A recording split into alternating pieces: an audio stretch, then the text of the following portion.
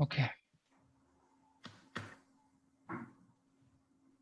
Okay, very important verse. Ragadvesha vimukta 2.64. Ragadvesha vimukta istu vishayan indriyacharan atmavashyer vidayatma prasadam adhigacchati. But a person free from all attachment and aversion and able to control his senses through regulative principles of freedom can obtain the complete mercy of the Lord. Free from all attachment and aversion, this is raga and dvesha, and able to control his senses. How? Through regulative principles of freedom. Regulative principles are not binding, but they give freedom. He can obtain the complete mercy of the Lord. It is already explained that one may externally control the senses by some artificial process, but unless the senses engaged in the transcendental service of the Lord, there is every chance of a fall. Although the person in full Krishna consciousness may apparently be on the sensual plane, because of his being Krishna conscious, he has no attachment to sensual activities. An example can be given of Pundarika Vidyanidhi, right? Pundarika Vidyanidhi. When Gadadhar Prabhu sees him and he thinks, oh, some sensual, some, rich person, and then he is misled, right? So he a fully Krishna conscious person may apparently be on the sensual plane. It might look like that. But he has no attachment to sensual activities. The Krishna conscious person is concerned only with the satisfaction of Krishna and nothing else. Therefore, he is transcendental to all attachment and detachment. So how do we become free from all attachment and detachment? We have to be only concerned about satisfaction of Krishna. So when we are into some activity which we are attached to, which is material, then we should understand, okay, this is not going to be for the satisfaction of Krishna. So I'm not going to get attached to this. If Krishna wants, devotee can do anything which is ordinary, undesirable.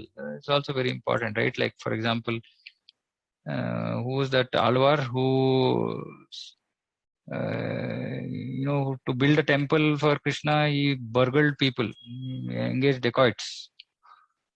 Ordinarily undesirable, right? But for Krishna, anything. And Krishna does not want, he shall not do that which he would have ordinarily done for his own satisfaction. Like people do for their own satisfaction, cooking, eating, whatever they want, etc. But person who is Krishna conscious, okay, Krishna is not giving me prasadam, okay, I will not eat prasadam. Right? Therefore, to act or not to act is within his control. This is very important because he acts only under the direction of Krishna. See, the moment, this is regulative principle of freedom, right? Because he acts only under the direction of Krishna. So he is fully free in the sense that he is free from all bondage, right? Because he's just following whatever Krishna's direction. How do we know Krishna's direction? Again, same thing. Shastra talks about Krishna's direction. Guru talks about whatever Guru's direction. So as long as we engage only in that direction, then we are completely free because we have no karma bandhana. We have no bondage to the work that we are doing. So the criteria has to be not self-attachment or am I attached to something on the personal level? No, am I attached to something because it's on the transcendental platform, because Krishna said or Guru has said, then that kind of attachment is required. So material, self-centered attachment and aversion has to be given up. This consciousness is the causeless mercy of the Lord, which the devotee can achieve in spite of his being attached to the sensual platform. So Prabhupada is saying not just being on the sensual platform, even if one is attached to the sensual platform, he can achieve this, provided he engages, right? I mean, like we've all seen this. We've attached to the sensual platform, but as we progress in bhakti slowly, because of the mercy of the Lord, we start getting, naturally detached from so many lower propensities, right? And that has to keep going on till complete anartha nivritti happens, which extends till bhava stage, like we see in the life of Bharat Maharaj. So this anarthas, these are all anarthas only, right? This will go on and go on and on, and our fight also has to continue constantly. The struggle, war has to go on with Maya. So important thing here is we have to be free from all attachment and aversion, which is self-centered, and we are able to control senses through regulative principles of freedom, which is basically engaging in the service of the Lord, following do's and don'ts. If we do this, then we achieve the complete mercy of the Lord. In fact, it is said somewhere saying that one who can control his mind is already reached Brahman. He's already reached Brahman. Right? So understanding that we are kind of stuck in this material world, and whatever we are faced with, which either because of our attachment or because of our aversion, we get entangled, right? So if something is happening which is not to my liking, then I become averse. Something has happened to my liking, I become attached. Now all this is just mental concoction, because I am soul. What am I doing here with all these material things? Just creating one thoughts after another, which are all purely just material.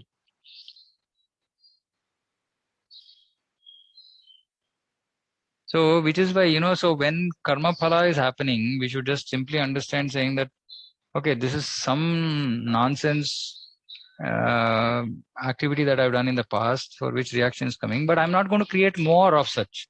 I'm not going to create more entanglement. So we have to use our free will and prevent ourselves from creating more mess. Already we have created mess. Oh, but my mind will say, no, this is so important. How can this person do this to you? Should say, shut up. Don't mess up.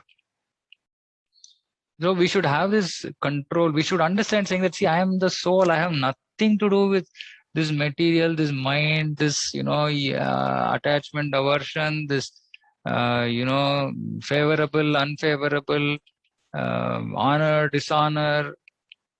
It is nothing to do with me. I am spirit soul. This is just a result of some reactions of, nonsense work that I have done in the past. Now I don't want to create more.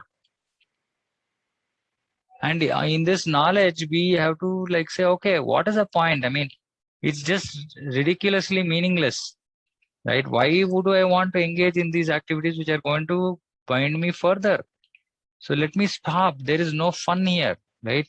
Because sometimes we think that just, shouting at somebody, so nice, I just put out my anger, but it's useless. So this consciousness has to be very strong in us, saying that, all these things are useless. This is nothing to do with Krishna's satisfaction. It is just binding me. It is just some, I'm in some movie, I'm in some illusion, in some dream. Some things keep coming, and I'm just responding to it, and I'm stuck. I've already done this in the past. I don't want to repeat this. It is very important to keep remembering, I am spirit soul. I am spirit soul. Why am I acting on the material platform? I should not be acting on the material platform. Right? And it's very difficult, but this consciousness is very, very important. At least, we should be conscious. We might fail initially, but at least we should be conscious, saying that, this is not, I'm not supposed to be getting entangled here again. I've already done this millions of times in the past. So again, consciousness of our own position, consciousness of Krishna, dependence on Krishna, full surrender.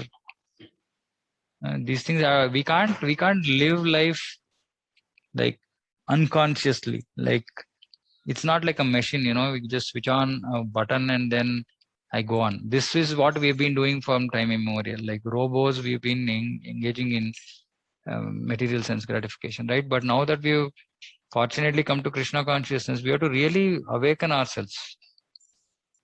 And stop this mechanical robo business. So which means that in each and every situation, we have to be conscious. We have to be thinking. We have to be introspective. Actually, this is another thing. Most devotees don't introspect their behavior at all. I mean, we can't make progress. We can't make progress if we don't introspect. We have to think, okay, what am I doing? At the end of the day, devotee should spend 10 minutes introspecting all actions, at least major actions. Okay, this is not right. Of course, as we become more Krishna conscious, after each and every action, we will introspect and we'll make note. Oh, okay, wrong thing. I shouldn't have done this. I will try not to repeat again. We have to continuously be introspective. If we don't have so much time, at least maybe end of the day, we should introspect. Those who are not used to introspecting, they should give themselves time to introspect. Say, oh, okay, where am I going wrong? What is it that I did today which is not approved by Shastra, Guru, Sadhu, Shastra? What is it that I can do to prevent it next time? So this thought process has to go on. Otherwise, how are we going to make progress?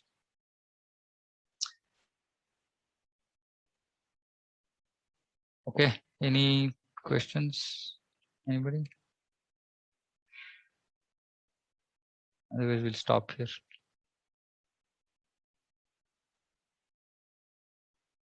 Is that clear? It's a little bit abstract in the sense that difficult to get our hands on, but basically summarizing, we have to always remember that is why Prabhupada so much hammered, you're not body, spirit, soul. Why? Because in every act, small and big, we have to be conscious about this, right? But we are so much controlled by, the situations that we just keep getting we succumb to the same situation. It is the same pattern.